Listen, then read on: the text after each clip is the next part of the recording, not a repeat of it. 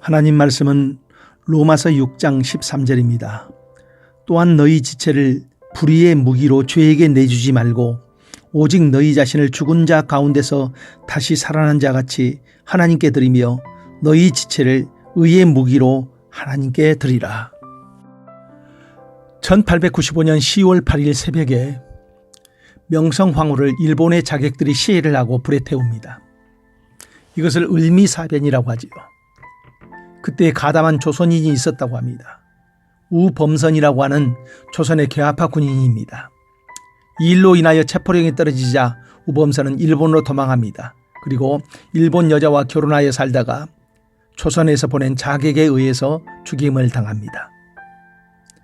시간이 흐르고 해방 후 1950년에 세계적인 육종학자 한 명이 일본에서 모든 명성과 명예를 버리고 귀국을 하여서 한국농업연구소장에 취임을 합니다. 정부는 이 사람에게 원래 농림부 장관직을 제안하였지만은 그는 오직 과학자로서 육종사업과 후진사업에만 전념하였다고 합니다. 그래서 이런 노력과 지식으로 바탕으로 하여서 그때까지만 해도 거의 일본에 의존하던 채소 종자를 국내에서 완전히 작업할 수 있게 되었다고 합니다. 이 사람이 씨 없는 수박으로 유명한 우장춘 박사입니다.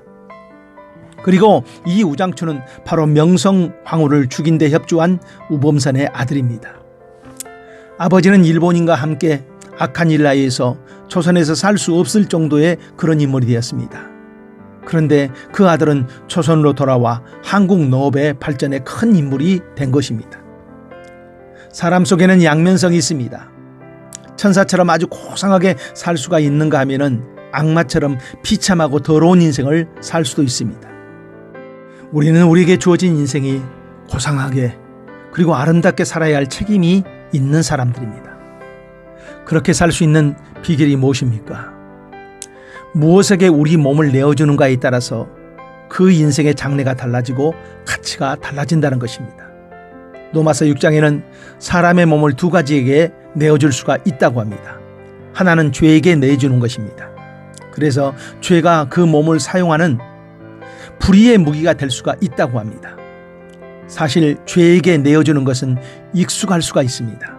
왜냐하면 지금까지 죄에게 길들여졌기 때문에 죄가 요구할 때에 너무 쉽게 죄에게 내 자신을 내어줍니다. 그러면은 죄에게 내어주지 않는 비결이 무엇입니까? 첫 번째, 새로운 신분을 주장하는 것입니다. 너희 자신을 죽은 자 가운데서 다시 살아난 자 같이 이렇게 말씀합니다. 죄 아래에 있던 사람을 성경은 죽은 자라고 합니다.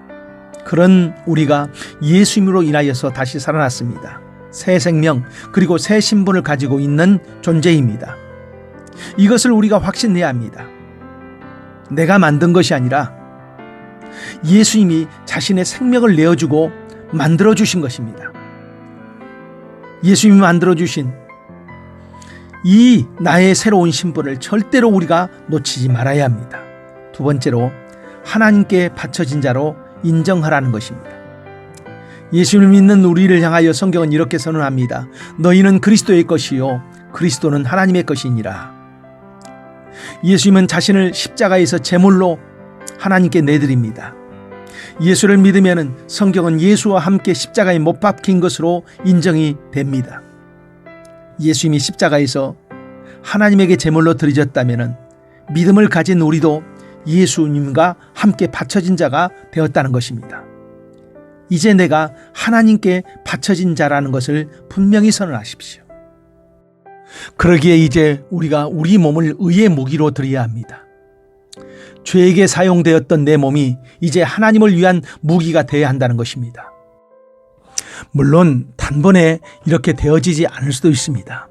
그래도 우리는 하나님이 주신 새로운 생명을 가지고 있고 하나님께 이미 바쳐진 자임을 놓치지 말고 지속적으로 하나님의 일을 위하여 쓰여짐을 받도록 자신을 드리기를 계속해야 합니다. 오늘 하루의 시간 속에서 하나님을 위해서 드려지는 시간이 있게 하십시오. 하나님이 원하시는 일을 하여서 내 자신이 하나님의 의의 무기로 쓰여지도록 하십시오. 기도합니다. 하나님, 오늘 또 하나님께 바쳐진 자로 살게 하옵소서. 내 몸이 오직 의의 무기로만 쓰여지게 하옵소서. 예수님 이름으로 기도합니다. 아멘.